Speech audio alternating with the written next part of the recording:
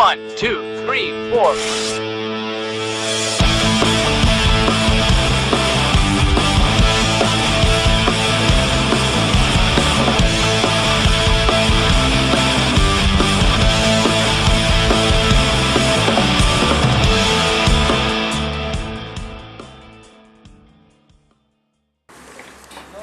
On continue toujours notre petite aventure pour cette fête de quartier organisée par le CAGE. Et juste à côté de moi, j'ai Nathalie Lemasson. Bonjour Nathalie. Salut. Et on est venu te demander le programme. Parce que je sais que tu t'occupes Le programme, alors à partir de 15h30, on a derrière, on peut voir le camion de la Toupie qui vient d'arriver, association qui est basée à Chazelles, qu'on a contacté pour nous amener ce que nous on n'a pas, c'est-à-dire du grand jeu en bois, du jeu de société surdimensionné, des jeux pour les petits maternels, pour les grands et surtout un truc intéressant, du jeu pour les tout petits qui peuvent jouer avec les grands, avec leurs parents. Voilà. Jusqu'à 19h30, 19h, on commencera à plier vers 19h. Voilà. On peut jouer. Et donc après, un spectacle de danse ou pas? Alors petite surprise avec la compagnie Laps Domanski qui sera installée dans cet arbre là derrière vers 20h. Des échasses et puis une petite surprise ici avant le pique-nique. Voilà. Donc ça va être une journée chaude. Chaude, oui c'est sûr. Et très détendue parce qu'on est assis détendu, sur la pelouse. Tranquille. On est assis sur pelouse. Voilà. Ton rôle à toi, on sait quoi le CAGE, tu t'occupes de tout ce qui est artistique, le culturel, oui, tout. Culturel. Les projets transversaux. Alors projets transversaux, ça veut dire que tout l'ensemble du CAGE, les trois secteurs travaillent ensemble. Donc là-bas, on a le secteur famille qui est en train d'installer pêche à la ligne. Petits jeux, etc. On a toute l'équipe d'animation qui va être là. Donc avec Hervé de la Toupie, on aura tous nos animateurs.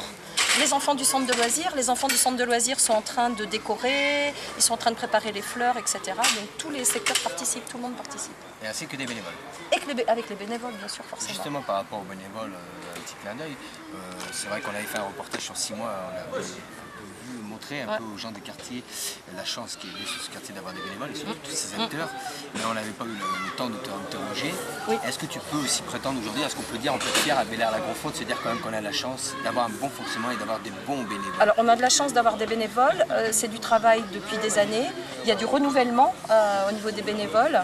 Dans le secteur culturel, ça va de l'aide aux devoirs, la suivi de scolarité avec Geneviève par exemple depuis des années, qui on avait demandé un coup de main puis qui est resté avec nous. Mais surtout, il faut savoir qu'il y a des projets qui ne pourraient pas se faire sans les bénévoles. C'est-à-dire que nous, on va travailler avec un partenaire, on va monter un atelier, mais si on n'a pas des bénévoles qui sont là en plus, faire le relais, passer l'information, nous soutenir quand on a beaucoup de gamins à gérer, on ne pourrait pas faire le projet sans les bénévoles en fait. Hein. C'est vraiment ça qu'il faut voir, c'est un ensemble.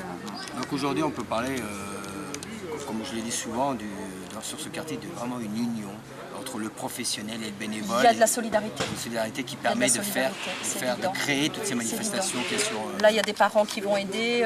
Spectacle de danse au mois de juin, tout le monde était à son poste.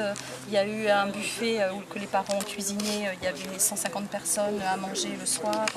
Le projet, nous, on peut trouver le partenariat, on peut faire de la logistique, on peut amener du support technique. Mais s'il n'y a pas des participants, des habitants, des bénévoles, ça fait un flop, voilà, ça c'est sûr. Avant de se quitter, une dernière chose, ça n'a rien à voir avec la journée d'aujourd'hui. Ça n'a rien à voir avec la journée d'aujourd'hui. Non, c'est pas politique, on ne parlera pas de politique. C'est pas le but de quitter des acteurs, enfin pour le moment. Mais je disais tout à l'heure, je parlais de la danse parce que les gens vont me dire mais pourquoi ils parlent de danse depuis tout à l'heure? Parce qu'on sait que tu es prof de danse. Ouais. Et est-ce que tu peux nous donner à chaque fois de quitter quelques petites dates où on pourrait te voir? Alors là, la saison est finie pour nous. Alors, je sais pas un peu comme. Voilà. Alors, je peux te dire que la danse, c'est 70 personnes qui sont passées par le cours de danse cette année. Un spectacle avec 35 participants, les enfants et les ados. Un groupe d'adultes qui s'est créé cette année qui va continuer. Surprise en septembre, on va faire des démonstrations dans la rue, dans Bel-Air.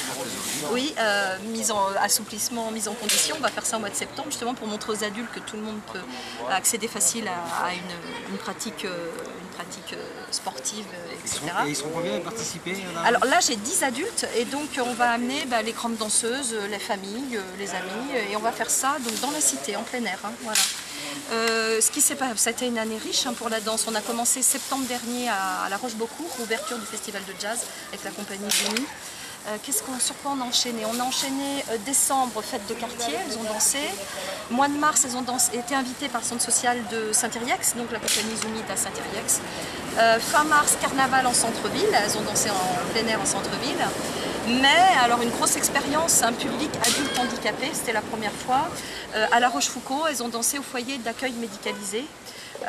C'est une expérience vraiment avec beaucoup d'émotions, c'était très intéressant. Il faut surtout penser à eux, parce qu'on a tendance des fois à oublier ça. Quand on parle de public, on l'oblige. C'est un public qui ne peut pas forcément aller au spectacle, donc là on est allé faire le spectacle chez eux.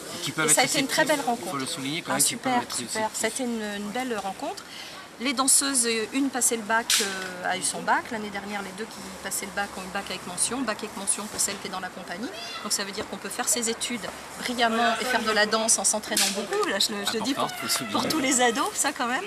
Et on a enchaîné spectacle au LEP à côté, donc dans la salle de spectacle du LEP, cité Marguerite de Valois, on a fait le spectacle des ateliers, 250 personnes au niveau du public. Et puis on est parti à Opter, en résidence à Opter. Et la compagnie Zoomit a fait l'inauguration à la demande du maire de la place d'Opter. Voilà. Et on a passé une semaine là-bas à faire des interventions dans la rue. Donc grosse année pour la danse. Là c'est repos là jusqu'à septembre. Ça va aller vite, hein. Début septembre on sera déjà... Et sur septembre il y a quelque chose de prévu ou on repart sur des entraînements? Alors on a une idée, mais la date c'est pas encore sûr. C'est de faire quelque chose pour les journées du patrimoine. On aimerait le faire à Opter si c'était possible, on va voir. Et peut-être ici dans la cité, faire un parcours dansé dans la cité et faire un parcours dansé à Opter.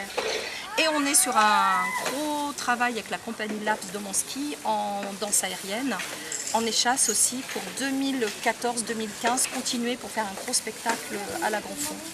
Danse et danse aérienne, échasse, etc. Bon, ben vous l'avez bien compris, l'agenda de Nathalie est plein, c'est pour ça qu'on va un peu plus la rencontrer. Mais on suivra quand même justement dès la rentrée ton parcours avec les filles. Quant à nous, écoutez, on te remercie parce que c'est quelque chose de travail. Et puis on vous dit à très bientôt parce qu'on va continuer à vous donner cette journée pour que vous ayez cette journée d'organisation du quartier